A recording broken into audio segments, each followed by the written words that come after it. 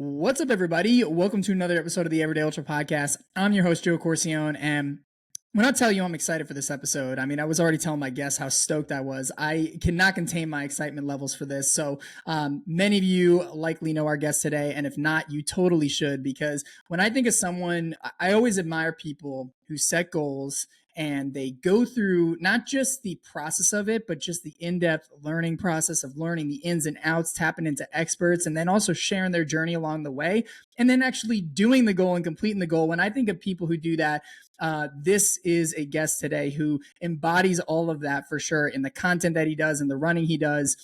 And we're excited to have him on the show today. So our guest today, he's a sub 245 marathoner, which is just incredibly fast. He's completed a 52 ultra marathon, 100K ultra marathon, which he did self-supported coming off of a canceled race, which is amazing. He's done many different marathons. He is the host of the Jeremy Miller podcast. He is the co-founder of Switchback, which is a company that helps you get your electrolytes and hydration on tap, which seems like an awesome product as well. And he's also a very inspiring content creator, amassing the following of hundreds of thousands of people all across the social webs. And if you're looking for someone to follow along to help you on your endurance and journey, this is a guy that I totally suggest following. And what we'll talk about too here too is he's gearing up for his very first 100 miler at the Bighorn 100 in just a few weeks here. So we're stoked to go on that. And, you know, as it goes with Jeremy Miller, this is a guy who sets a goal and goes out and does it. So I'm stoked to see him at his 100-mile finish. But enough of me hyping you up, man. I'd love to introduce the one and only Jeremy Miller to the Everyday Ultra Podcast. Jeremy, thanks so much for coming on, brother. Sheesh, dude. What an intro. I appreciate it, man. I'm stoked to be here.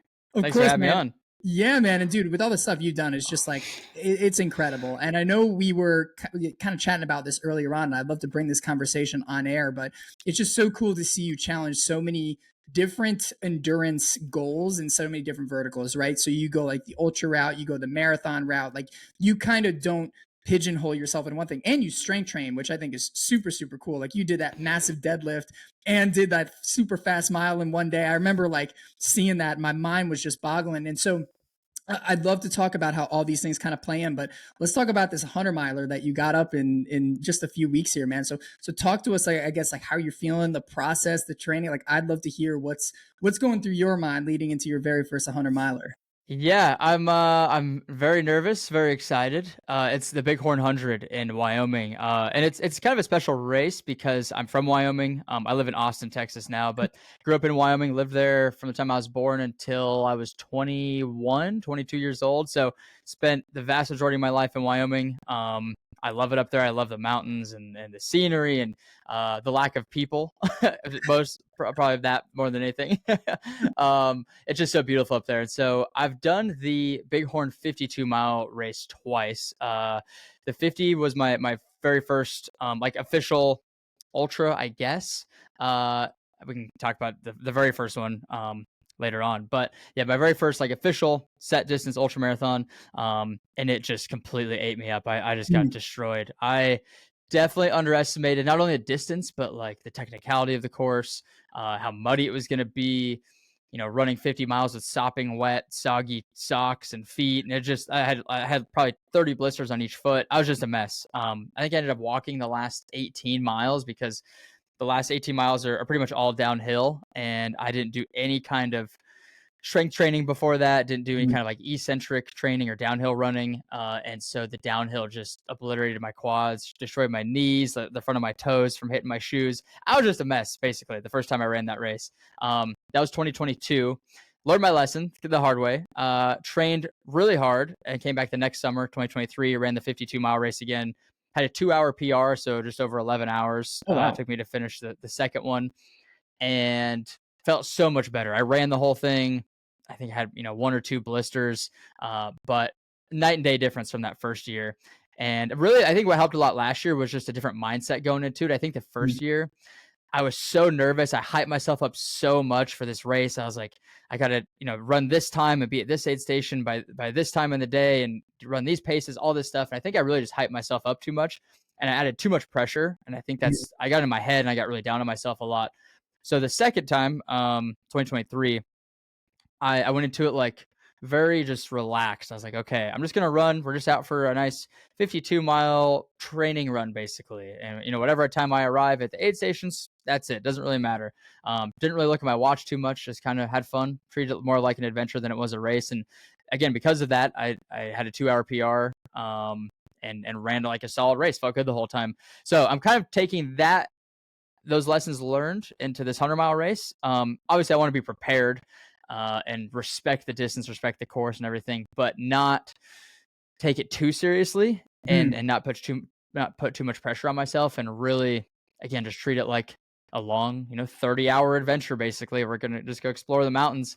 Because again, I find even for marathons, if I get too in my head about the times and paces and all this stuff, it's too much pressure, and then you're running all tensed up and not relaxed. And I think you run your best when you're just relaxed and present and just kind of chill. So yeah, I'm excited, nervous. Honestly, again, one of the hardest parts is training for a mountain race in Austin, Texas. Yeah. We have no mountains here, obviously, and so I spend a lot of time on the treadmill, uphill running, hiking. My treadmill actually goes to like -6 decline, which is nice, so I can get a little Oh, that's nice. decline action in. I wear like a 20-pound weight vest on there, which is nice. And then we have this one hill. It's like, as far as I know, it's like the only trail with a hill in Austin. It's like a half mile with like 300 feet of gain. So which isn't bad. It's like pretty steep. You have to hike up it. It's kind of like stair stepping a little bit. But last Friday, some buddies and I went out and we did 4 hours. It's called the Hill of Life. Did 4 hours on the Hill of Life from 11 p.m. to 3 a.m. Wanted to get some like sleep deprivation training, some headlamp training, just going through the motions, going through all the gear, nutrition at night when I was tired. So just up and down this half-mile hill for 4 hours. I think it's going to make me appreciate actual mountains even more because it's just so mentally boring. But from a physical standpoint, it's kind of my only real option living in Austin, Texas, training for mountains. So, yeah, long answer, but very excited. A little nervous, but mostly excited. Dude, that's awesome, man. And I love the resourcefulness, man. I think that's just so cool because I think I'm sure like you like it's normal, right? Like in any situation where you don't have mountains, like in thing, it's like how do I train for a race like this? And it's so cool to see you cobble together like the resources that you have and like make do with those cards. And I love that even reframe that you mentioned. It's like, yeah, like I'm running on the treadmill, I'm running on the hill of life. I feel like after 4 hours, it's probably called like the hill of questioning life, maybe for a little bit. But like I can tell, like probably out there, you're probably gonna get so stoked by like the mountains and things like that too. What I really love that you mentioned was like kind of like the releasing of like the pressure because like I remember even for me like at Cocodona, like I was so caught up about where I was and everything, and as soon as I dropped that, it just became so much more manageable. And it's so cool to see you take that into your stuff. And the one thing I also do appreciate you is like you are also very like goal oriented, right? Like when you have like a marathon, have those things. So I'm curious for you, like, and it can be in the lens, like, just maybe stay in the same thread of like the 100 miler, right? Like, obviously, you want to finish it and have those goals. How do you kind of balance that, like, self competitiveness with also just kind of the free flow thing? Because it seems like they can be very conflicting, but I think you do a very good job at that. So, how do you kind of like balance those two things in your mind to like achieve the goal, but still, still enjoy it and have fun and, really be a part of the process? Yeah, it's definitely a tricky thing to balance because I think goals are super important. Hmm. One thing I usually like to do before a marathon or this 100-mile race is set an A goal, B goal, and C goal. Hmm. A lot of people talk about it, I think, but A goal is everything goes perfect. The weather's good, nutrition's good. You don't have any blisters. Everything like perfect to a T, basically. That's A goal. B goal is kind of like, okay, we had a good day, but maybe a couple things went wrong. Maybe you couldn't get some nutrition down at some point, or it was really hot, or it was really cold, or you had a few issues. But you're still happy with that result given the circumstances. And then C goal is typically just like finish the race, no matter what Hmm. happens, finish the race. And I think simply setting those A goals, B goals, and C goals, I think for me, that's what helps alleviate a lot of that pressure because no matter what happens, as long as I finish the race, I'm still going to achieve one of those goals. Hmm. Um, and so it's definitely a tough thing to balance because I think maybe more so in marathons, because I think with marathons, it is a lot more time oriented Hmm. and pace oriented than it is with ultras. Uh, but yeah, I think setting that like big, lofty, ambitious goal, but then knowing in the back of your head, like, okay, if I don't hit it, it's not the end of the world. I mean, really, all these goals and races are kind of just arbitrary, anyways. Like, do they really matter? Maybe, maybe not. They matter, I guess to the extent that you make them matter. But Yeah, I try to do it in that way, I guess, of these A goals, B goals, and C goals, and I think that just helps again alleviate a lot of that pressure, so that you're not, if you're on track for your A goal, and then something happens, your whole world doesn't just fall apart because that was the only goal you had in your head. It's Mhm. like, oh, I can fall back on my B goal. And okay, B goal, things are just going to total shit. Like I'm not even gonna hit this goal. Okay, well I'll fall back on the C goal. And again, I think 99% of the time you can at least hit that C goal, which again I like to just set as finish the race. Yeah, it's so good because I think, and I'm sure like you being in the sport, I've seen it a lot where if you just kind of have like one goal, like one myopic goal that you're kind of focused on, and that goes out the window, which everybody who's in the sport like will have a race where that happens. It's like if that is the only goal and if it's off track, then it's like either DNF or you just like don't. It almost is like, well, the goal's not here, so like what's the point? So I love having like those alternate options, which is so great, and it's always something too that I think about, like with like the first of a distance, like, and again, kind of bringing back to Cocodona for me. It's kind of cool because it's like you're going through like the longest you've done, and like I've kind of gone through this experience too, like just recently. So it's cool to hear it like from someone going through like a similar thing that I was going through. But it's one of those things where it's like for the first of a distance, it's like I mean, it's just such a win even if you just finish. Right. It's Right. like, damn, you hit a PR no matter what. Like, how cool is that? Like with the time and stuff. So like I feel like that's got to be a pretty good motivating thing too to even think about, right? Yeah, and I think that's that first year at Bighorn when I totally blew up. I think that's what it was. Obviously physically, I probably could have prepared a lot differently and Hmm. showed up in better shape and had a better strategy and stuff. But I think the real reason I probably blew up so bad is because I just got down on myself because I Mm. my only goal was sub 12 hours. I had this like Wow. really hard goal in my head, not really based on anything too much. I don't think it was just like I know people do 100 miles in 24 hours, so I was like maybe I'll do 50 miles in 12 hours. And as soon as my pace started dropping off from that and I knew I wasn't going to hit it, that's where it all went Mhm. down the drain. I was like, man, this sucks. I feel like crap. My legs hurt. I'm not doing too good. And then from there, it just kind of was a downward spiral. So, yeah, I think not setting just that one A goal and having multiple tiers, basically, I think that can help a lot. Because then really either way you look at it, you're not going to lose unless you Mhm. quit, I guess. Yeah, I love that, man. And it's so cool to see you like take that lesson onto the second time going into Bighorn. And I'm sure that lesson is kind of carried. I mean, and I love you applied it to your marathons and things like that. And I remember listening to you on Zach's podcast talking about like how your A goal was, the sub 245, and you end up striping the A goal, which is just awesome. So it's just so cool to see you apply that to other verticals and stuff. And I'm kind of curious because I think the one thing, and I mentioned this like earlier, the one thing that I've really appreciated about like how you approach things is like you tend to have a really good skill at like finding like what's the 80%, or I should say the 20% of actions out of the whole things that you can do that really lead you to the most success, and you kind of like focus in on them. And kind of going through the 100-mile distance, like what are maybe like, and you kind of mentioned some of them, right? Like doing some hill training and like sleep deprivation. But like when you think about like maybe the key critical elements when you're kind of going from 50 to 100 and you're kind of focusing in on like what has been like those things for you. And this is good for listening because we have a lot of people listening going for their first 100 milers and even just first 50s or marathons or stuff like that. So curious to see like what are like the big focus areas that you kind of like really honed in on in your training aside from like the vert and kind of the other stuff we kind of talked about. Yeah, my answer may definitely change after I run Bighorn because I can almost guarantee you once I get to the end of the race, I'll be like, oh, I didn't even think of that, or oh, I should have worked on that even more than I thought I should have. But I will say, going in my first 100, I don't fully know what to expect just because I've never ran that distance, but uh, I do have the advantage of knowing the Bighorn course. It's an out and back course for the 100 miler, so you basically start in this town, you go all the way up the mountain and come back down to the town. Hmm. And for the 50-mile race, it's just the back 50 of the 100. So I've seen the Uh, entire course. I just have only seen the back half of it, or like that the back version of it. I haven't gone the other way. So I know what to expect. And so just knowing that, knowing, how technical the course is, how muddy it is, how much vert, I think there's 20,000 feet of gain, 20,000 feet of loss. So plenty of climbing and downhills. But I would say the biggest things that I'm really focused on, definitely just the climbing and descending, mm, because it's one aspect that it's just really hard to get that in Austin organically. So I have to make a strong intent to mhm. get out on hills, spend time on the treadmill hiking, go to the hill of death, as we sometimes call it, um, and just spending time there. And then also I've been really focused on my feet lately, trying to figure out different, Mm. sock methods, different blister prevention methods because so much of the course is muddy. It's a really early in the year mountain race, and so I think right now they have it's like 45 inches of snow up on the mountain still. So Oh that all shit. has to melt over the next couple of weeks, and we're basically running through all the snow melt, so it's very muddy.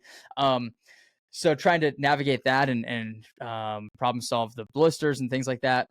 Nutrition, fortunately, has never been a big issue for me. Mm. I'm very grateful for that because I know it seems like with ultras, the longer the distance, obviously, the more nutrition can become an issue. And Mhm. so far, in the 450 milers that I've done in the 100K, nutrition was never an issue. Never felt like I bonked. Never had stomach problems. No diarrhea, no vomiting, anything like that. So very fortunate for that. So I'm kind of just relying on that and what's got me through the last several races. Um, and then just, I guess the mindset as well is like every day. That's kind of just the thing that's on my mind at any given point throughout the day is how am I gonna react when it gets hard, when I get to mile 70, 80, 90, Mhm. when I want to quit, when it's feels like I've been running forever, and just kind of always going through what I know that mindset's gonna feel like. And for me, I kind of look forward to the downs in a race because for me at least, I think Mhm. that's why I sign up a lot of times for these really difficult races is to reach those really low lows. It's easy in everyday life to feel the highs. It's like I don't know, go scroll on Instagram and get a hit of dopamine or go hang out with friends or something, do something fun. I think the highs are easy to achieve, but it's hard to find lows like that in real life. I mean, lows are always going to happen and they're always out of your control typically.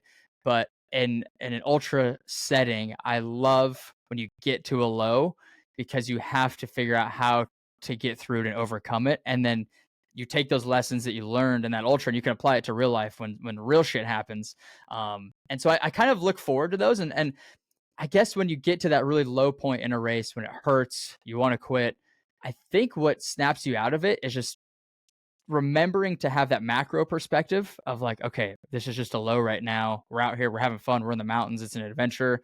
And I think just simply remembering that usually snaps you out of that low. But Mhm. I know this could be a long answer, but I guess when you get into the low, you're only in that low because you lose the presence. Like you lose where you're at, where your feet are at right now. And you start thinking about, oh, I have 20 miles left. I have 18 hours left in this race, whatever it is.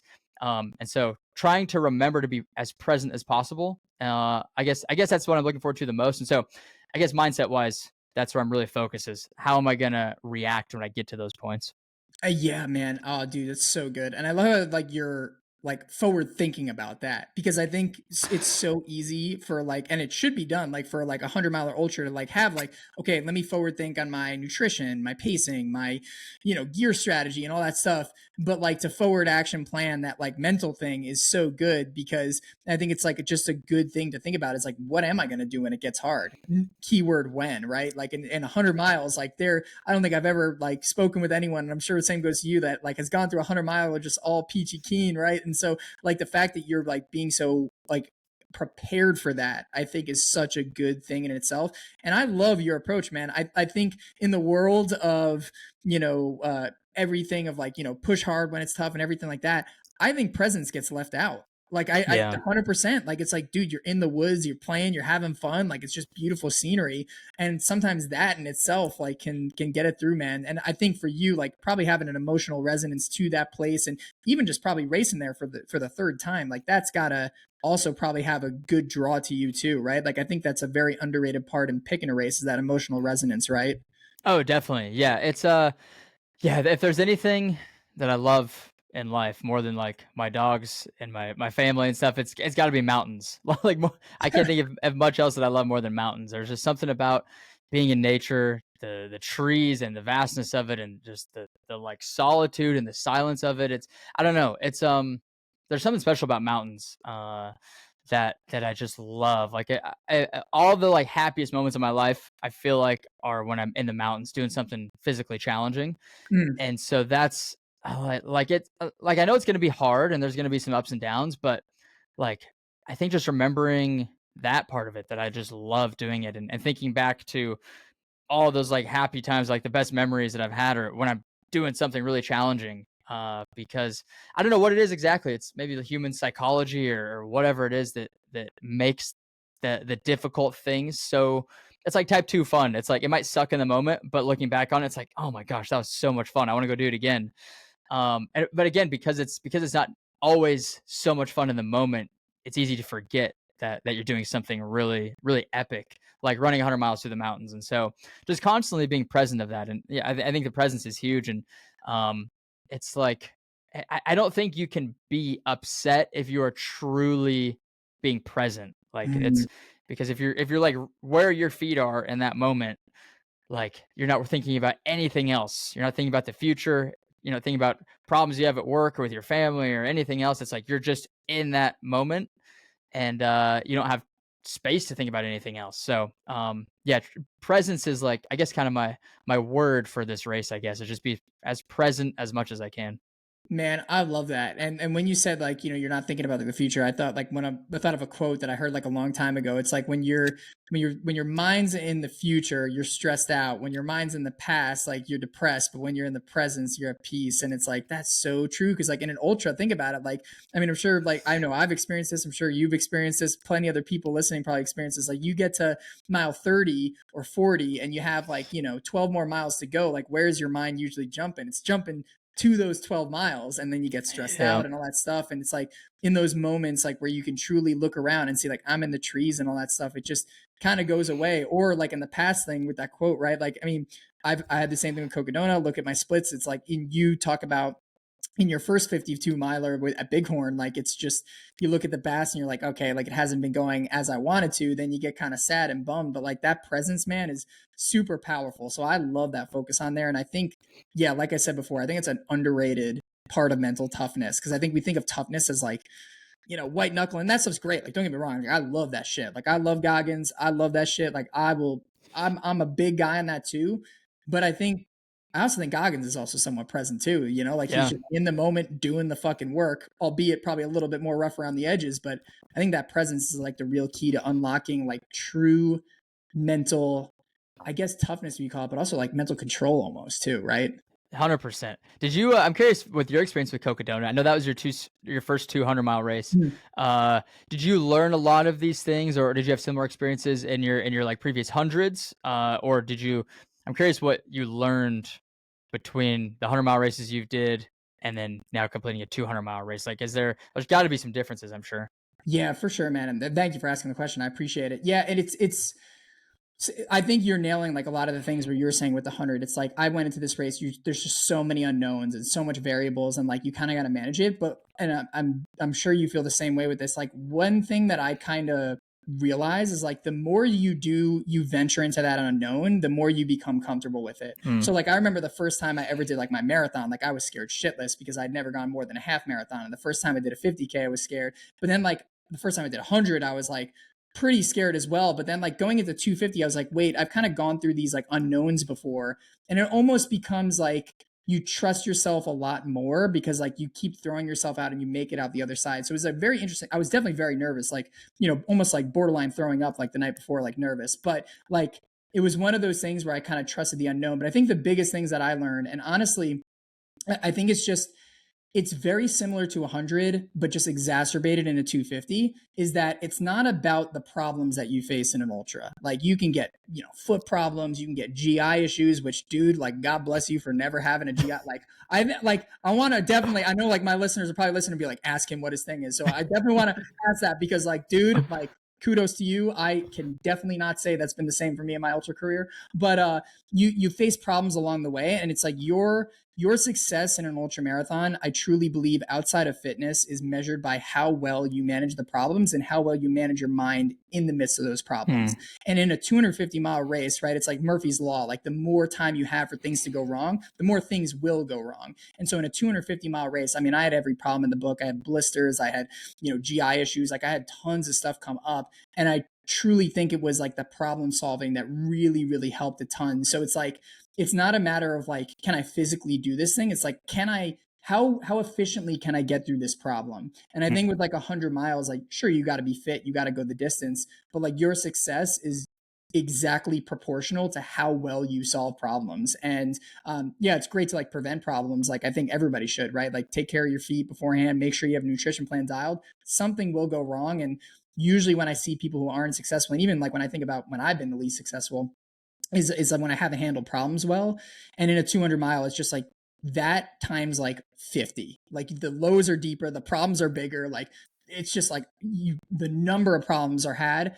But I found that that principle runs true. So I truly believe if you can do 100 miles, you can do 250. Like I really genuinely believe that in the end of the day. It's just a whole different kind of like problem solving skill to kind of have. And I'm sure like you probably have faced that, in a marathon and kind of going stuff like that. Like, have you kind of like honed like your problem solving skills like in an ultra like over the years? And I'm sure like even just as a business owner, content creator, like you probably like, I mean, being an entrepreneur, that is like a problem solving thing to go. Like, talk to me about like how you kind of have that relationship with problem solving in your ultras or races. Yeah. Yeah, I mean, I think even in a marathon, it's just long enough that problems can start to happen for sure because it's Mhm. 26 miles. Like even if you're doing it in less than 3 hours, it's like a lot can happen over the course of 26 miles. Definitely not as many as an ultra though, by any means.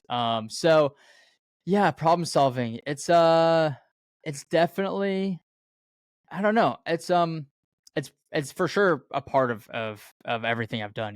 Building a business, running races and stuff. I don't know if I really have like an exact strategy to it. I wish I had a better answer. Hmm.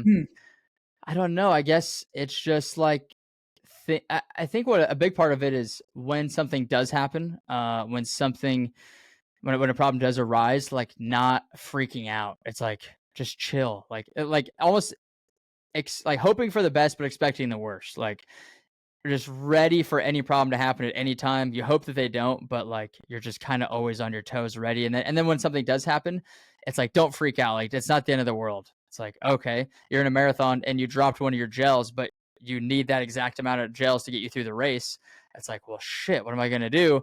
I don't know. Hopefully, I guess at that point you're kind of just might be screwed. But I don't know. Maybe try and grab stuff from the aid stations, or I guess part of that would be like planning ahead of time. Okay, in case I do drop a gel, then what am I going to do? Maybe carry an extra one with me, things like that. But I don't know. I wish I had a better answer. I don't know if I really have a good answer other than like when a problem does arise, just don't freak out. Just like chill and relax. Because I think it's when you start panicking and like, oh my god, I got down on myself and like this problem happened and this race isn't going to go the way I thought it was going to Hmm. be. I think that's when it just exacerbates the problem and it probably makes it a whole lot worse and probably causes other problems to come about. So, um, yeah, that's my answer. I don't know if that's a good answer. I don't really have a good system, I guess, in place. I don't really fully thought about it. No, I think you said it like really well. It's like because I think probably what screws people up because I think everyone knows inherently how to solve problems, but I think you nailed it. I think what screws people up is like people just get in their head, like they let the Yeah. emotions kind of take. Because I think logically everyone probably knows what to do, but it's like the head, the thing between our ears that can really like the emotions that can I think really screw us up. So I think it's a good approach because I mean you think about like an ultra, it's like you need to be calm and steady headed. Like when shit goes wrong because usually it's when the emotions go awry that's tough too. I'm curious for you, like what are some of the biggest lessons you've learned in your marathons? And the reason why I asked this question, this is a very much a ultra marathoning podcast, and we've had people listen and do marathons. In full transparency, I've actually never ran a road marathon, which like an Oh official road wow. marathon, which is crazy. So I would love to hear your experience. Like, what have you learned, whether it's like the actual marathon or the process that you're kind of taking into ultras? Like, because I truly believe that like things kind of like success, you can pull principles from each of it. Like, from those, that sub 245 experience and, BQing multiple times, like on your end, like what are some lessons that you've just found to be super helpful in not just running, but just life in general that have just carried with you? Yeah, I don't want to say I've necessarily figured out the marathon, but I've done 9 of them now. I Yeah, just man, that's finished so 3 good. marathons in 3 weeks. All 3 of them were sub 3, uh, which was like I'm super stoked about that accomplishment. I didn't really Yeah. set out to do that, but it just sort of happened. As dumb as that sounds. Yeah, I think like from a strategy standpoint, like carb loading for a marathon definitely works. Like I've done races where I Mm. didn't carb load, like fully bonked, completely bonked. So carb loading is huge. I think honestly, you can even carb load to the point where you can almost get away with like very little gels or like intra race nutrition.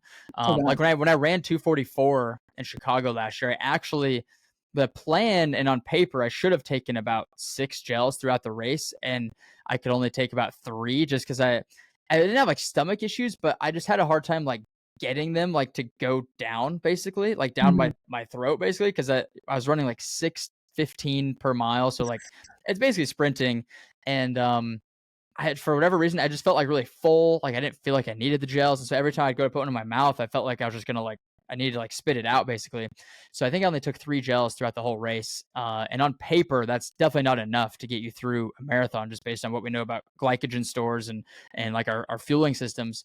But I think because I carb loaded so well, that got me through that. So carbs definitely work, and are for sure like a great fuel source for marathons. Even within training, I feel like I've developed like a pretty good formula and things that work in order to not that have been proven to not work just for me, but for people that I've coached too, Mhm. to help them PR and get faster in the marathon. Um, I think I guess some examples of that is just like the different workouts that you do and like how to structure a marathon build, because it's very like scientific and based on lactate threshold and your VO2 max and all these like Mhm. specific data basically. So you can really get marathons down to a science, which can be fun, but it's very tedious and like detail Mhm. oriented. And then I guess from like a mindset perspective, it's probably very similar to a 100-mile race, where like a marathon, the first half of the race is the first 20 miles. Like your Mhm. training, your physical fitness, all that will get you through the first half, quote unquote, which is the first 20 miles. And then it's really your mindset that gets you the last 10K from 20 to 26.2. And I think knowing that going into the race helps a lot, because the first time I did a marathon, I had no clue what to expect. It was completely unknown, and so when I hit that wall at mile 20, I was just not prepared for it. I Mhm. felt like shit. My body felt like it was breaking. But now, after doing 9 of them, I realized like it's so mental those last 6 miles, and I'm sure it's very similar to a 100-mile race where maybe the first half is like gets you to mile 70 or mile 80, and then it's those last 20 or 30 miles where it's just like your body is capable, obviously, but you need your mind to really push through. So that's probably one of the biggest things I've learned. But marathons are so different. It's based on time, it's based on pace, it's based on all this like data and scientific stuff. Whereas with ultras, it seems way less of that. It seems like yes, that stuff's important, but it's really just how do you get your mind wrapped around doing 100 miles. And so that's why I think I'm more drawn to the trail running, to ultra running for Mhm. that exact reason, because it is more mental. Um, and I definitely don't want to say I'm bored of marathons, but I feel like after doing 9 of them, like it doesn't like I could go out and run 26.2 miles tomorrow. Like it's not that bad. Yeah. It's like very manageable. And even to do sub 3 now isn't that crazy and qualify for Boston. But I know if I want to keep getting faster, obviously it's going to be a lot of work, and running 240 or 235 someday, like I definitely want to, but I'm just more intrigued by the ultra world because the Mhm. distances are just so crazy, and every single race, every single course is so different. Every race requires different strategy and planning and training. And with a marathon, it's like whether you're running in Berlin or in London or Chicago, like you're going to prepare and train for it and race it all basically the same. So I like the variety of ultras a little bit more. Yeah, I'm just kind of rambling at this point, but yeah, No, it's great, and I love that you make those comparisons. Like I always like that you said the word that I love to use with marathon training. It's like such a science, and like I feel like ultra running is like such an art. And it's so funny yeah, because like when I was working with my coach for 200, he was like marathons are a science, ultra marathons are an art, and then like 200 miles are like black voodoo magic. So it's just like it just gets. But I think that's what makes it fun. To your point, right? It's like so there's so much variables and everything. And I love how like I mean, yeah, like dude, like you qualified for Boston 3 times in 3 weeks, which is just like insane. Like kudos to you, man. That's awesome. And I love how like you're asking like what's that next level for you, and it's cool that you're kind of looking into that ultra space, which is awesome. And I also got to give a shout out to like what you mentioned before with the carbohydrates is great. And mutual friend of ours, Pierce Show, like I remember he was raving big time about it. Like he got sub 3, which you coached him to, which was super cool to see that. And so he was mentioning that's like a super big thing. And so I guess like coming full circle to that, because I know my listeners are probably like, Doggin's like asking about his nutrition, his bulletproof plan. Like, so what has been like your plan in the ultras? And then like, are you changing that at all for the 100 mile going from 52 to 100? And like, and also too, like I always love the videos that you do, like what you eat in a day and stuff like that. Like people are very intrigued by that. Like those yeah. videos always perform so well. It's so cool to see. So like talk to me about how you structure your nutrition and what you maybe think is, I think it's just, I mean, it is, of course, you have it dialed in to not have issues. I truly believe that. But, what do you think, like, the key things that people need to think about, when they're kind of putting together their nutrition plan? Yeah, I don't know if I have like the secret sauce or anything, or maybe my stomach's just like a genetic freak for whatever reason, but Dude, give me that stomach, man. I need it. yeah, dude. I mean, again, I haven't done anything longer than like 14 hours. So up until that point, I think I'm good, but past 14 hours, it's completely unknown. So Mhm. we'll find out shortly. But in past 50-mile races, it's all been kind of the same where I rely mostly on gels as long as I can. So like I love Spring Energy gels. Mhm. I know there's a whole like debacle about them right now, but they've worked for me, so I'm just gonna keep using them, regardless of what these like weird tests say. Have you seen all that stuff? Oh yeah, I've been seeing all that stuff. It is like the talk. I think it's the talk of the town right now. But hey, if it ain't broke, don't fix it, right? Yeah, I guess for anybody that doesn't know, there's some guy on Instagram like posted a video of him testing, like basically measuring the amount of carbs in spring gels, and in the awesome sauce one specifically, it's supposed to be 45 grams of carbs. He Mhm. measured it to be like 19 grams of carbs, I think. So like almost a third of what it's supposed to be. But I don't know anything about that guy or if the test is good, if it's legit. I don't know. I just know that they work for me, so I'm gonna keep sticking to them. And the reason I like them so much, one, they taste delicious. They're really easy to get down. They're a little bit more like kind of watery, like they have more like liquid in them, as opposed to like a goo or some of the other gels that are Mhm. like really thick. So they're easy to get down. They taste good. I've never gotten sick of them, like no palate fatigue or anything. They're whole foods based, so I think it's easier for your stomach over a long period of time to have a little bit more whole foods than just like the artificial, glucose, sucrose, that kind of stuff.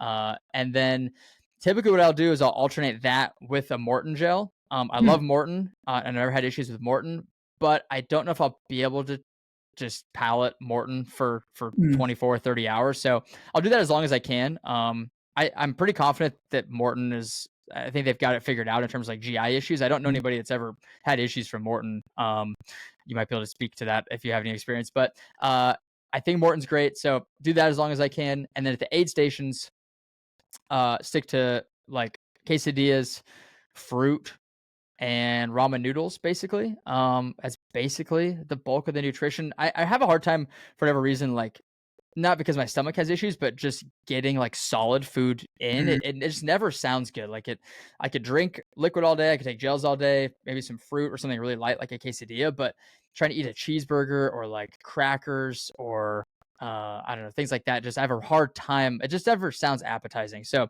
I don't really do a lot of that. But as far as solid foods, yeah, it's quesadillas, fruit, and soup or like ramen.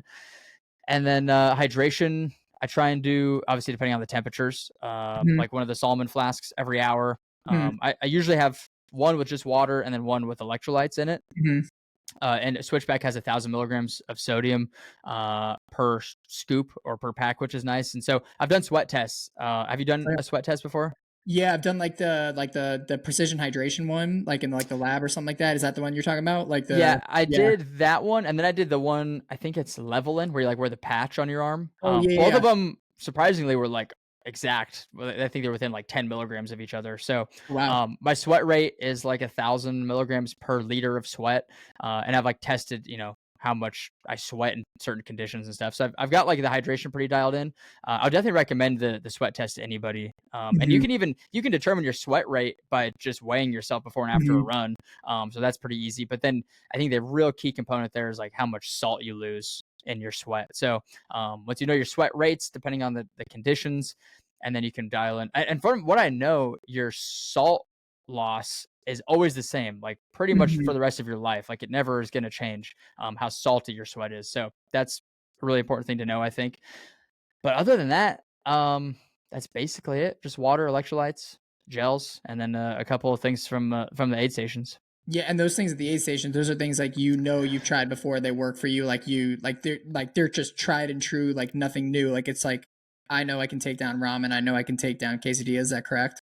Exactly. Yeah. I mean, those are staples for every ultra, I feel like. And then I guess one other thing that I never drink it other than when I'm running, but Coca-Cola just seems to just slap. It's so good during an ultra. It's like maybe the fact that like I don't drink soda ever. Like I have like a rule with myself, no soda, unless I'm running. and maybe it's that aspect of it is it's like a treat for myself. And so, I mean, I think the carbonation helps. Obviously, it's easy sugar, it's easy fuel. But I don't know. I will crush some Coke at an aid station. Dude, yeah, why is like Coke like the nectar of the gods for ultra runners? Because I'm the same way.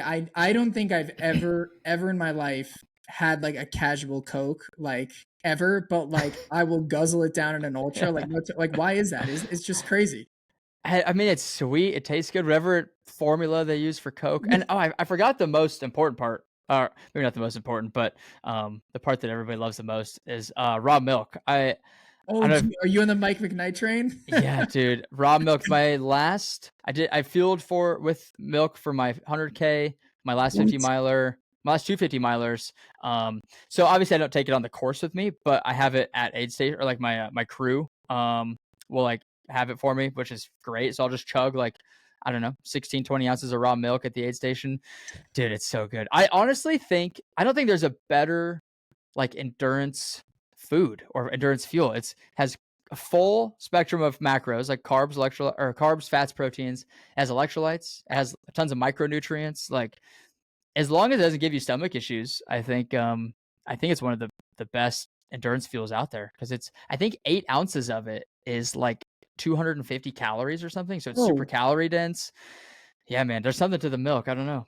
oh my gosh, it is so funny you bring that up too, because I remember when I was doing Cocodona, I ran like the first like few miles with Mike, and he even said he's like, "Dude, I can give you some raw milk out of it at the aid station." I was uh, like I don't know, but I mean, I mean, you see guys like Mike, he like fueled like I don't know what it was this year, but I mean last year he like fueled like 50% of his calories with raw milk, and the dude ended up winning and getting the course record. Did Mike like give you inspiration? Because I also know you used to work with Jeff a little bit too, Jeff Browning, and like did you get that from Mike and just kind of learning from him or?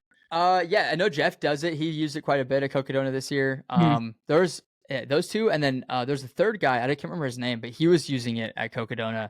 I'm not sure how well he placed, but I actually got it from so in Austin.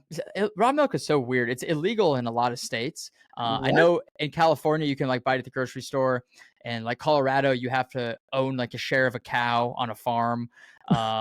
In Wyoming, where I'm from, you can get it at like a farmer's market. In Austin or in Texas, you can get it either directly from the farm or from a farmer's market, but you can't like buy it in stores anywhere. So unless you're in California, I think California is the only one. But uh, so some of my buddies in Austin were just like drinking it, and I'm like, why are you guys drinking raw milk? Like that's so bizarre. And then they're like, dude, just try it. Like it tastes better. It's good. It's healthier. It's better for your stomach. Because I didn't drink milk for when I was growing up. I drank milk a lot. We had it every night for dinner, but it was like pasteurized, just store bought milk. Hmm.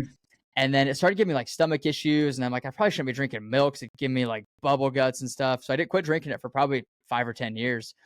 And I was drinking like almond milk or something. And then when my friends in Austin were drinking raw milk, and I tried it, I was like, dude, yes, it definitely tastes better. No stomach issues.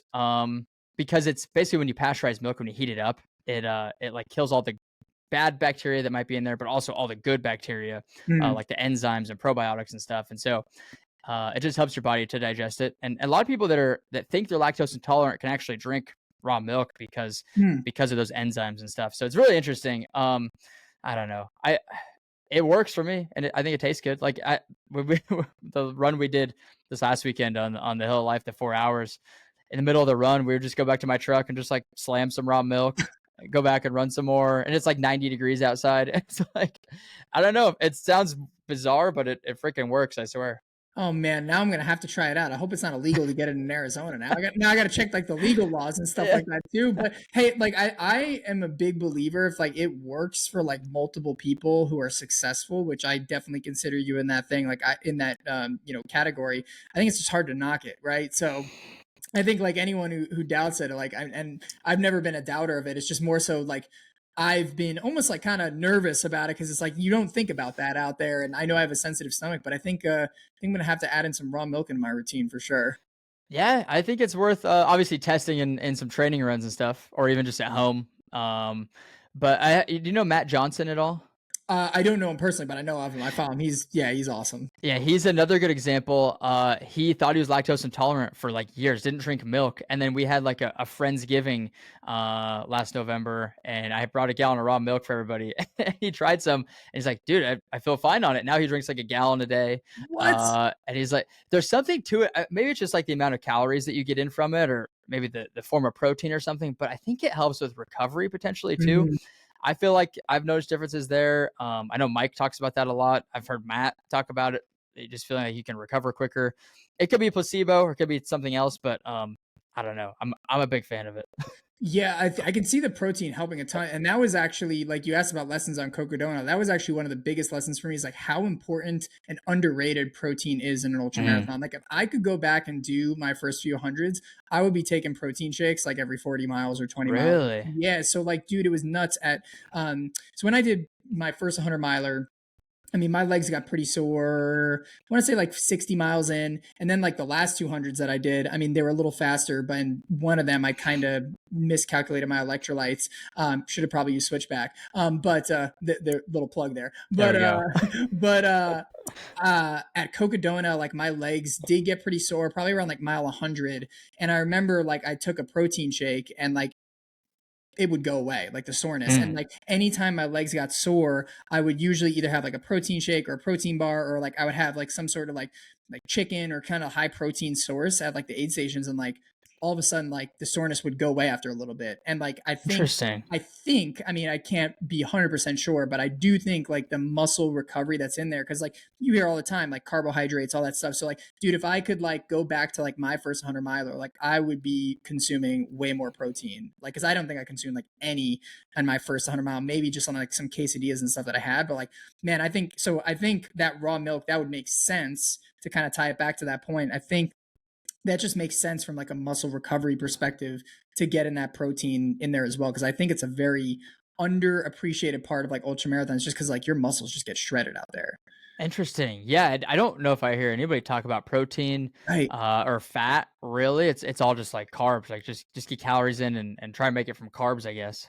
Yeah, 100%. Yeah, it's interesting. Yeah, I'm not too sure about fat too, but I mean everyone talks about like fat burning sources and things like that too. So, and it's like cool because it's like it's still like a black box, like with like these ultra marathons. And like I mean marathoning is like such like a science, like you said. But I feel like, and I'm curious for you, because like the thing I also really appreciate you is like you do a lot of like scientific stuff. You have people who, very well versed in research on your podcast and stuff. Do you feel like ultra marathon? This is more like an, I guess, opinion question, but do you feel like ultra marathoning could eventually be like a science, like based on just seeing how much stuff's kind of coming out? Like, what are your thoughts on that? Yeah, I think so. I feel like it's probably not that far from it now even. Mhm. Just because I mean, 50 years ago, I don't think marathoning was a science because it was Yeah. still so obscure. Like it was like nobody ran marathons unless you're like, some weirdo that just decided to go run 26 miles.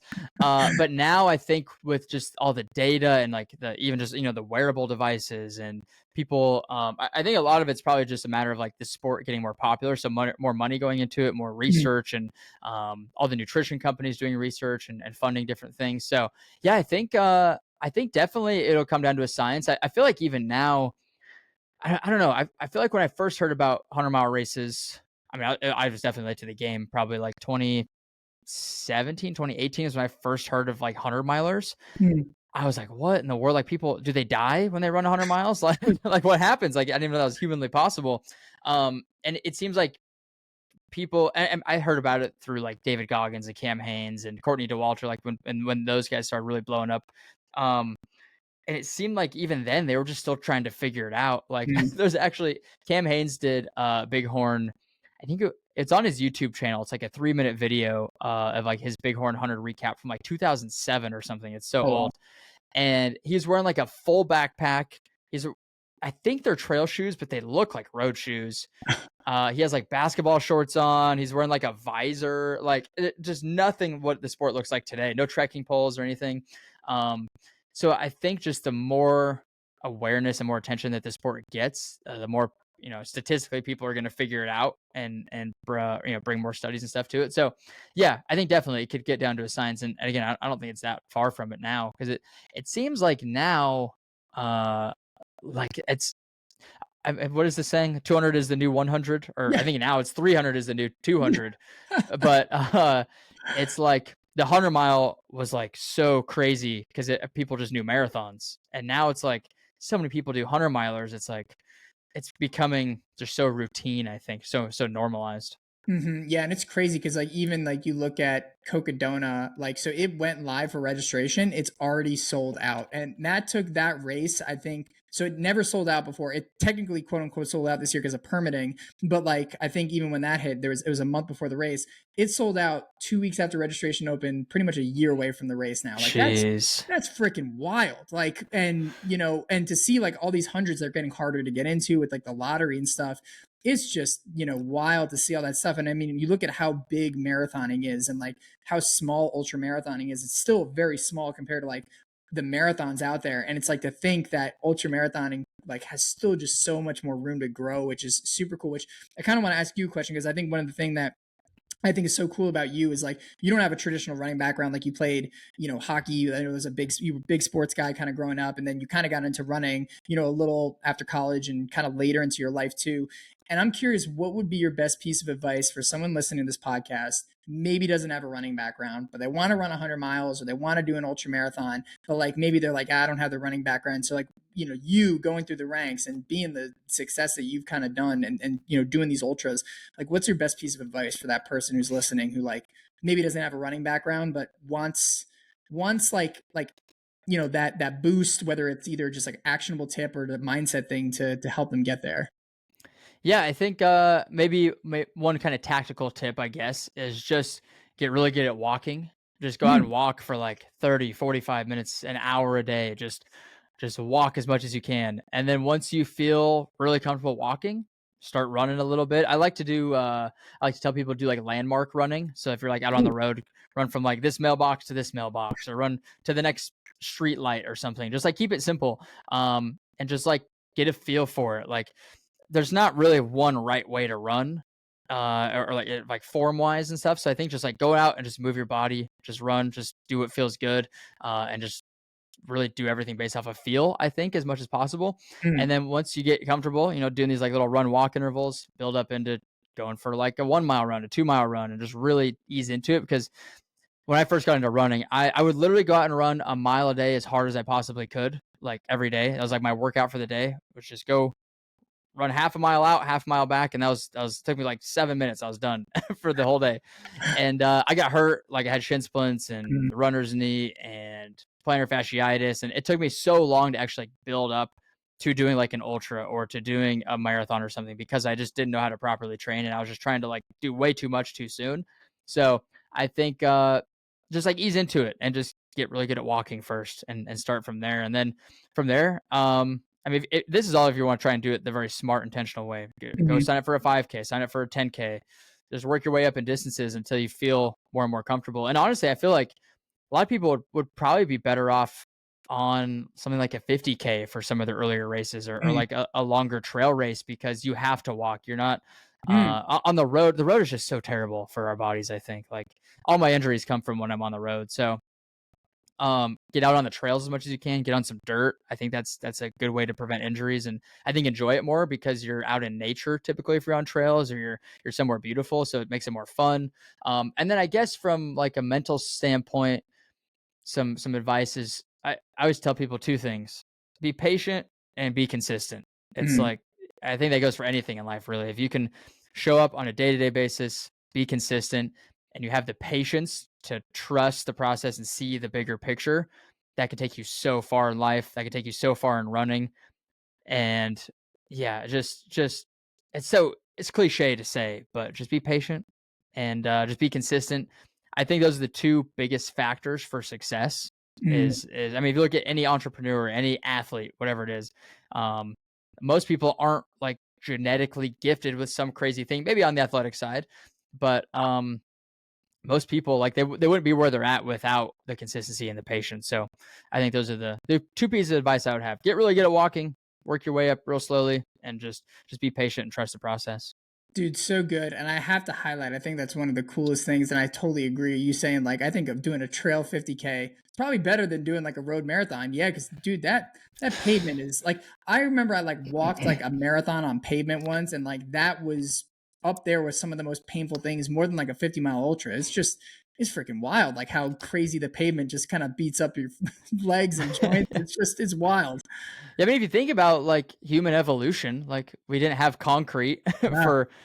for the first several 100,000 years that humans were around. So our bodies are just more attuned to running on like nice dirt or grass or trails, and I think sticking to that as much as possible probably helps. And like, I mean, even my fiance, for example, like her first race ever was a 30K trail race at Bighorn, and she didn't really train a whole lot. She just kind of like showed up and did it. No injuries, so she was totally fine. And then she did like 6 months later, did her first half marathon on the road. Completely destroyed. Like the road just Oh wrecked her. shit. Like she had blisters and her knees hurt and her muscles hurt. Like with the trail, she was totally fine, and it was a longer race even. So, um, yeah, the road's fun to go fast, but I think it's people are always talking about like, oh, running's bad for your knees and all that stuff. It's probably coming from people that just run on the road all the time. That's so true. Yeah, because it's like the achy, when I think of even the achy parts of Cocoa Donuts when I was on the road. It's just like Yep. yeah, and then like poor Pierce when he did Bigfoot, like the last 13 miles is all on road after going like, 190 Yeah. miles. So like I remember him telling me about that. He was like, dude, that was like the worst thing ever. So And the road is so boring. It's like there's usually not much to look at. It's like, I don't know, your mind like wanders more. I think it's harder to keep your mind occupied, I guess. But with the trail, it's like you're always having to stay present, stay focused on the trail and where your feet are going. And yeah, I'm a big fan of trails. That's one thing I wish Austin had more of. But yeah. do you think you'd ever like will you stay in Austin long term, or do you think like you'd Um, maybe move somewhere with a lot more trails? What do you I don't know. Yeah, I don't know how much longer we'll be here. I love Austin for like the people, the communities here, all the opportunity. We've been here for 3 years now, but or I guess 2.5 years. But yeah, I need the mountains, especially like growing up with the mountains and knowing what it's like to just always be in nature and have that around is so nice. And dude, it's just so hot here. It's like even now it's like 95 and super humid outside. Oh, It's just like miserable to be outside this time of year, and it's only May. So we have two golden retrievers too, and they're mm, not fans of the heat. But yeah, I those don't know. thick coats probably not doing so well in the Yeah, heat. Yeah. there's pros and cons to everything, I think. Yeah, for sure. Yeah, Austin's like super cool. It's super cool area too. But sometimes those mountains are calling. It's hard to ignore them, man. But it's cool you'll be out there in a few weeks. Ripping it up in the mountains, and I'm excited to see your journey. And the last question I want to ask, like kind of rounding up, just wrapping up the podcast. Like I've always appreciated your content and what you do, and I think it's just so great. And I think now we're kind of seeing this like renaissance era of like content creators in like the running space, which is so cool. And I'm starting to see like more people get into the content space for sure. What's your biggest advice for someone who wants to create content, but maybe they feel like they don't have a voice to do so? Mm. I think that's probably the one thing that prevents everybody from getting into content Hmm. is feeling like they just don't have a unique take or feeling like they don't have enough things to post about. Mm. And my answer to that or my response to that is I think everybody has a unique take. Everybody has something unique. Everybody has a unique experience in life. I don't think any two people take the same route in life, and so and I think people also underestimate like how much knowledge they have about specific topics. Like I don't know, some people might know a whole bunch about like how to make sourdough bread, but like I don't know the first thing about that. So it's like that would give me a reason to follow that person because they know this very specific thing. And yeah, I think people just don't give themselves enough credit for how much knowledge they actually have. And yeah, and that's kind of more I guess metaphorical type advice, but something tactical is I mean everybody has an iPhone or a smartphone these days. Like just shoot content. I like to tell people to document, don't necessarily create. I think if Mm. you just document what you're doing, that's what I try to do as much as possible. Is um, like if I'm going for a run, oh, I'm gonna go for a run anyways. Might as well film it, make a video out of it, and try and tell a story around it. And everybody does something every day. So why don't you just document it and try and get creative and bring a story of some kind to it? So I think that can be helpful because, I mean, everybody, like I said, everybody does something every day. So you can document anything you're doing. Um, And then, I mean, you can edit everything on your phone. You can upload it. Like our phones are so powerful. You can do so much on them. Um, there's such a low barrier to entry, really. Like 99% of the stuff I shoot is on my phone, and Oh wow. yeah. So I don't know. I think just yeah, I don't know. Did that answer the question? Is that some good Yeah, advice? yeah, for Okay. sure. No, I think it's like good because like you're almost like making it very simple for people because I think it's so easy to make it complex in our minds, and I think like that's even what held me back originally from the podcast. And like it's just like, oh, did you do this, and that? And I remember just like getting a crappy mic, not this one, and just kind of doing it. I love it. You mentioned it's like, yeah, like you have everything you need like right here. And for those who aren't watching, like I'm holding up the phone on there, and man, you've just done a great job documenting your journey, and it's just been a blast to follow your journey. And so and I know that you're inspiring other people, not just to also create content, but to, chase their running dreams. And dude, I've learned a lot from you. Thousands have learned a lot from you. And for anyone listening here who isn't following Jeremy, I'll put links to all his socials in the show notes. Please follow along his journey.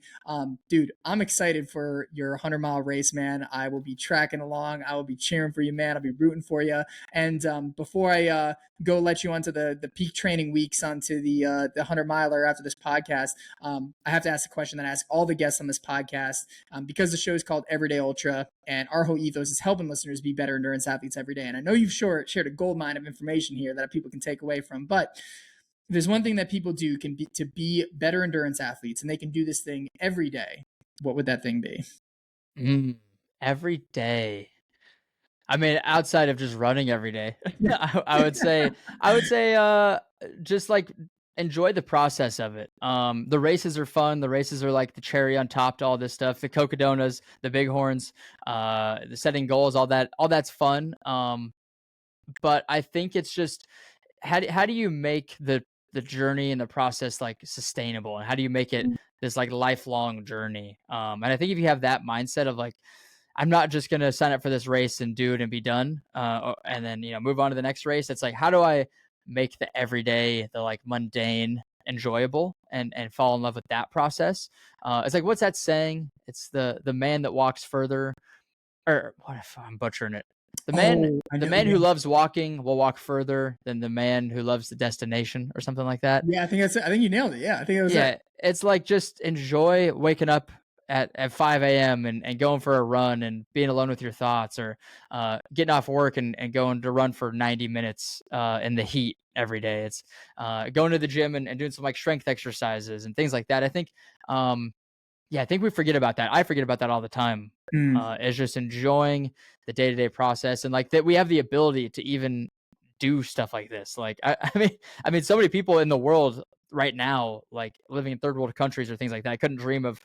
Oh, that's what you do in your free time, is you get to just run and play and like lift weights and go and run a race with all your friends. It's like, I think the fact that we even have that opportunity is pretty cool. So just remembering things like that and being grateful, and always trying to think big picture and having that macro vision of like, we're just on this little blue floating rock in space, and we get to go run through the mountains because why not? Because our bodies allow us to. So I think just leaning into that and just having fun with it, and also just not taking it too seriously. I have to remind myself that constantly of like, I'm so over prepared and like type A with a lot of this stuff Mhm. that it gets so serious and I get so in my head. But just reminding myself like, it doesn't really matter in the end. Like, just go do it, have fun, inspire some people along the way, and have fun while doing it, and don't take it too seriously. So yeah, very long-winded answer there, but yeah, just have fun with it, enjoy the process, and don't take it too seriously.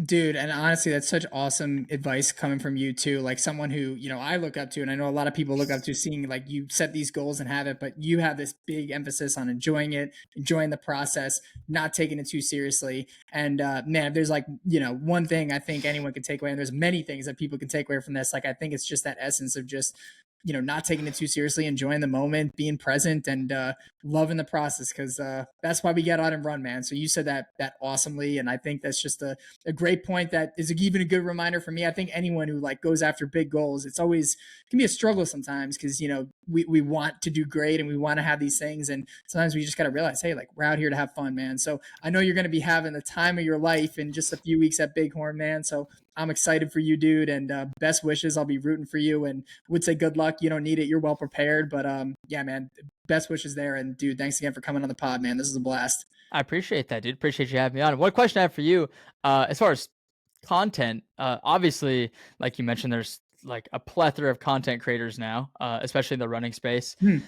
I guess two questions. One, how have you seen maybe running and like ultra running change over the last, I don't know how long you've been in it exactly, but since you first got into it to now, like, have you seen it grow or change or adapt at all? And then second part to that would be like, what is your strategy and like your kind of goal or your plan with all your content? Oh, well, thank you for asking this, man. Great questions. I appreciate that a ton. Yeah, so for me, I've been in the sport for about like 6 years and stuff, and it has changed like massively over the 6 years. And I think the biggest thing that I've seen it is just, and I don't think this is a change in the sport. I think it's just more so the mindset around it. But what I've seen is that it's been appearing to be more accessible to the everyday person, right? So like when, people thought about 100 milers back in the day, it was only for like the select few who could really endure the things. Even when I first got into it, it was like a very not well known thing. It was like pre Goggins. I think like Goggins was the one that kind of honestly made it very accessible to people. And then like I think over the years, like people sharing their journeys, sharing like even like yourself, like not having a traditional running background and like going out and doing 50 milers and going for a first 100 milers. Like I've seen more people that they themselves would say that they would never think to get in the sport getting into the sport, Mm, right? Because I think there's like some people you meet, the same with marathons, like who like, oh, you're like, okay, like, you ran cross country and, you've been doing this for a while. Like, yeah, makes sense that you're here. And I'm not saying that like everybody has to fit a certain archetype, but I think there's more people who, never in their own mind ever thought they would get into the sport, getting into the sport now. And it's becoming like 100 miles, like you said, like 100 or 200 is like the new 100, like 100's almost, I think is like, I don't think it's there yet, but it's getting close to like the new marathon, right? Like it's yeah. so scary and big. But I think I've seen a lot more people saying like, I want to do 100 miles. I even have people who I went to high school with who like I would have never thought be runners reach out to me and they'd be like, yeah, man, I'm thinking about 100 milers. Like, whoa, like that is so cool, right? And so I think it's just becoming like 100 miles.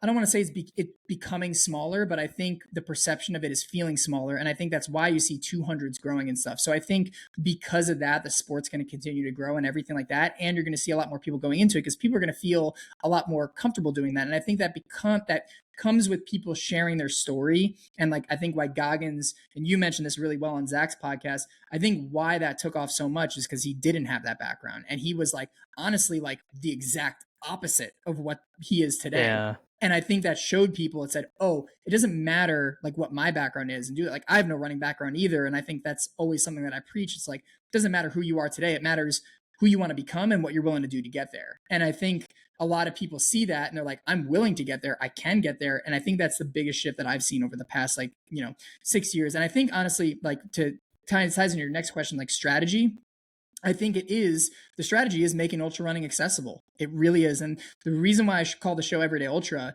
is yes, I have like, really talented athletes like yourself and other people on the podcast. But I always thought I was like, I don't want ultra running to feel like this like elitist thing or like this like thing on a pedestal. Like it should be for the everyday person. And I think like the best content creators, and you do an excellent job at this. Like I know Matt does a great job at this. Matt Johnson, Pierce does a great job at this. Like all people we know. If people document the journey and show like the rawness, the realness, like what's kind of going on behind the scenes, that becomes more accessible. So for me, like I do that 5 hour Cocodona podcast, but I share everything, my highs, my lows, the things I fucked up, the things I did great, like, but to show people to say like, yeah, this was my journey. And I think like when people just open up to do it, like onto your point, it's like, that's new information that people who haven't experienced the sport haven't done before. And it inspires people to do that as well. So I think just like being open, documenting your journey and showing other people that you're doing it as well helps to inspire. And so for me, like that's been like my thing. And I love having on people too, like your background of yours sharing their experience, because that just adds even more, because I'm just a population size of one, me and you are two, but you have people on your podcast, I have people on mine. Now you got hundreds and hundreds of people who are sharing the same story. And maybe one person might not convince someone, maybe two people will, but 100 people who are all doing the same thing, like people are like, I can freaking do that. And so it's like, how do we make it accessible? And I think that just comes from sharing stories and inspiring people to also share their stories as well. And I think that's how, now, of course, I'd love to grow Everyday Ultra, but like I really want to grow the sport and help people just, you're very much the same way, help people just accomplish their goals. So long-winded answer, but that's kind of like how I like to see it as like making ultra running accessible to the everyday person. I love that. Yeah, I think I mean that's my I mean that's right in line with like what my main goal with content is just like Yeah. have as much impact as possible. Like inspire people to start running, taking care of their health, get into fitness, get into running. Um I'm all for that. So, and I feel like a big part of why, what you said, like the sport has grown so much is like there's so many running influencers now. Like Yes. the fact that that's basically my job is like a running content creator. Like the fact that's even a thing and I can make a living off of that is just bizarre to me because everything I knew about running, 5, 10 years ago, like there's no way there would be a running influencer or you'd have to be like a Goggins or somebody like Mhm. really well known, but now there's just so many people out there just documenting their journeys, and again, I think it's people are so drawn to the relatable stories of people like you or me or people that didn't or Goggins or people that like weren't historically runners, but they got into it because they show that you don't have to be a specific type of person to enjoy it and get into it, and that's I think the best part about running is it's never unless you're an elite person like Walmsley or Jeff Browning or something Mhm. like you're never really racing anybody else. It's always you versus you. It's like Yeah. how do you just beat your last time or how do you go your next furthest distance or whatever. So and anybody can do that, which is pretty amazing. And it's I think it's the only sport where you could literally be in the same race in the same field as a professional like elite athlete. Like I mean, you were in the same field as Jeff Browning and Mike McKnight and you go run UTMB and you'll be in the same field as Courtney and Walmsley. It's like there's no other sport, as far as I know, that you can do that and like be side by side like high level professional athletes. That's so true. Yeah. And like when you say it like that, it just becomes like accessible, man. Like it's just super, super cool. And I know you got to jump in like 10 minutes here, but I'm curious for you, like, how has it changed as a content creator on your end? Like, how, because you've been creating content for a while too. And I know, like, you were doing stuff before with BPN and everything. Like, so you've been in the running content for a while. How has it evolved over like your kind of times and even just like the running space from like your perspective? Yeah, I mean, I guess personally, like my perception of running was always like, oh, it's like the nerdy, like skinny kids would just go. That was the cross country team, and I'm like, I never want to be a runner. Like they're wearing short shorts and they got no muscle, and I'm like, I never want to be that. Now I'm like the epitome of that. But I yeah, it just seems like I mean, I haven't been in the sport that long. Like I've been running for like 5 years now, I think. Like kind of on and off really consistently for like 2 years. But yeah, just some people I know within the space, kind of what you said, the same exact thing was like it used to be such a like kind of weird thing to do. Like not a Mm, lot of people ran, nobody really talked about running that much, but it just seems so trendy now. And maybe it's cuz I'm in this like echo chamber of running of like I create content. I hang out with people that run and do races, and like I'm gonna do podcasts on running and all this stuff. So it could be an effect of that, but I've never seen so many like running influencers or like so many. I think like the London Marathon set a new record for like the amount of people to sign up or register for a race. Like they had, I think it was like 880,000 people like enter the lottery or something. oh Like my gosh. almost a million people entered the lottery, which is just insane. So it's definitely growing for sure, and I think things like Strava, like bringing that social aspect, the run clubs, dude, like in Austin, the run clubs are insane. I lead one every Wednesday. It's like 150 people every week, Holy crap. uh, That's a lot. and there's like 10 of those in Austin that have 100 to 200 plus people every single week. So yeah, it's trendy, which I think is cool because like getting out and moving your body, doing something hard, is like so rare these days. I feel like, and Mm. amongst like the whole human population, but the fact that something like running is getting popular and getting people healthier and both physically and mentally, I think is so cool. So I'm all for it. Um, I'm excited to see where it ends up going. I feel like I saw, or what was it? It was Molly Seidel, the Of like course. pro marathon runner. Yeah, she said Yeah. she was on a podcast and she said she feels like trail running and ultra running is where like marathon running was in the 70s, Ooh. where it was like kind of a thing, but not that many people did it. You're kind of crazy if you did it. She's like, I think that's where like trail and ultra is right now. So, give it 10, 15, 20 years and 100 milers and 200 milers, like they're going to be like the marathon is now, where there's like thousands and thousands of people and all this money and media and brands and all this stuff. So it's very interesting. I'm excited for it though. I'm very bullish on running. Yeah, I'm definitely bullish on running too, and that's a great take. And it's like coming from your perspective. And you were, I feel like one of the early influencers in the space too. So it's like cool to see you kind of like pioneer like a lot of the content. Cause I even see like other people do content. Like I think they get inspiration from you. I can't say for sure, but like when I think of people who are early in the space kind of making waves, like you had kind of set this like, one of the very first pioneer stewards, and it's cool to just see all that stuff. So I think it just comes also too with just the influx of creators, right? And like, I mean, you made a career out of it, which shows that there is money and willing people to invest into it too, which is just super, super cool. And yeah, man, it's awesome. I think we're about to like enter like the golden age of like ultra running. Like we're not even there yet, which is cool. And so like to see that like you and I are in a spot like where we're just like and even people listening to the podcast, like where we're in it, it's like the fact that we have so much more to go is very exciting. So it's a cool place to be. Heck yeah, I'm excited for it. It's cool to see where it all goes. And I think a big part of it is brands too. Like Yes. brands are willing to pay influencers. They're dumping money into social media. Um, and I mean, yeah, like just like Hoka and Koros and like Nike, like all these brands. And I feel like every brand, not every brand, but a lot of brands that were never even in running now have like their own spin on running. They have some like running apparel or running shoes. Yeah.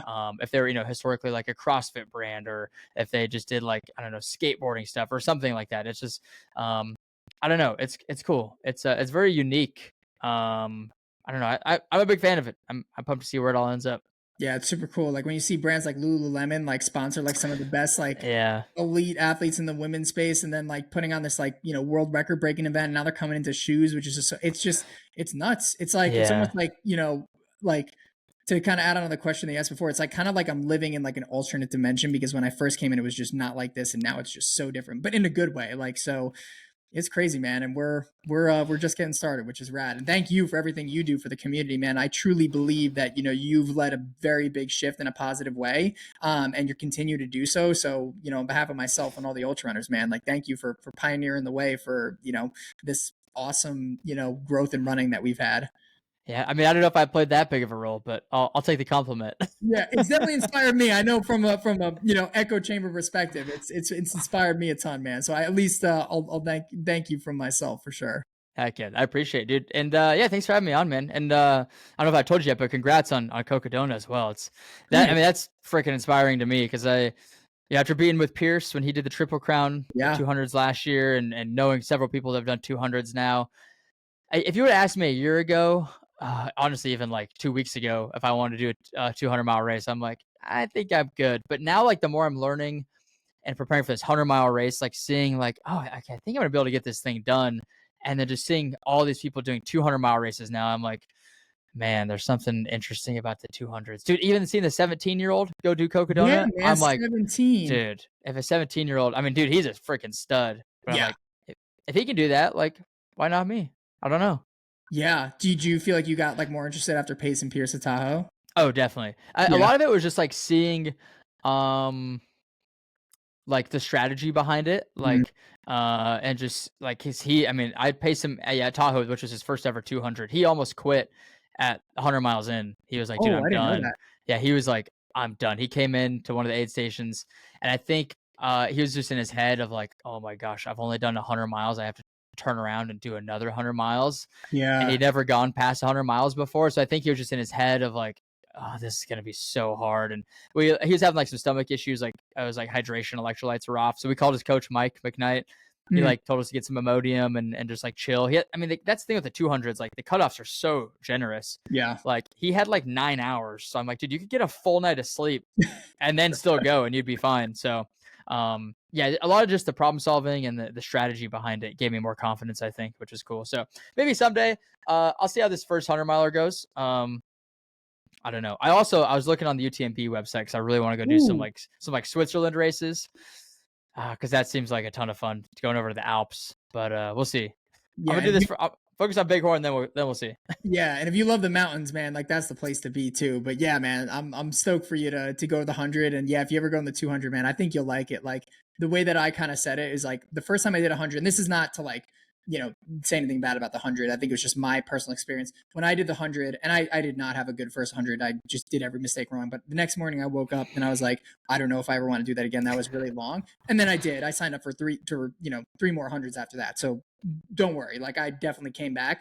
But the day after I did Cocodona, I was like, there's a 1,000,000% chance I'm doing this again. And I can't explain what it was this day, but like there was just something magical about it. So I know you got 100 to go for, but like I would say, like if what I've been saying is like if the 200 is knocking on the door, let it in. Like just let it in, have a while, chat over coffee. It's they're very friendly. This is the kind of peer pressure we need more of. I know. Yeah, exactly. It's like I signed up for a 200. It's like what happened? I went on a podcast, and then hour and a half later, I'm signed up for 200. Yeah. But anyways, man, I'm stoked for your 100. And dude, if you want any tips or anything, I know you're surrounded by a lot of good people. So, but just know I'm happy to help and share any advice if needed. So always Heck always yeah, happy dude. to help. If you're ever in Austin, do you ever come through here? I've been there a few times too. So I'm pretty close to Zach, and I know I've been meaning to get out there with him, and I know a lot of people in Austin too. So I've been wanting to get out there. So yeah, man, if I'm ever out there, I'll definitely let you know. And if you're ever in Phoenix too, just let me know, man. We can crush around Heck or yeah. that'd be fun. I'd love that, dude. Yeah, let me know. Always Absolutely, down to link man. up. Excited to link up I got to too. get you on my podcast now. Dude, I appreciate that. Yeah, anytime you let me know, I would love to be on the pod. And yeah, man, I'm happy to promote your show on here and everything you're doing. So anything I can ever do to help along your journey, man, let me know. And dude, I'd be honored to be on the pod. So that would be fun. Beautiful. I appreciate it, dude. Appreciate you too, man. Well, dude, thanks again for making this happen. I'll let you know when this goes live. And yeah, you're the man, Jeremy. I'm glad we connected. Heck yeah. Thanks, dude. This was Come on, fun. man. Yeah, this is fun, man. We'll stay in touch. Take care, dude. Later. Bye bye.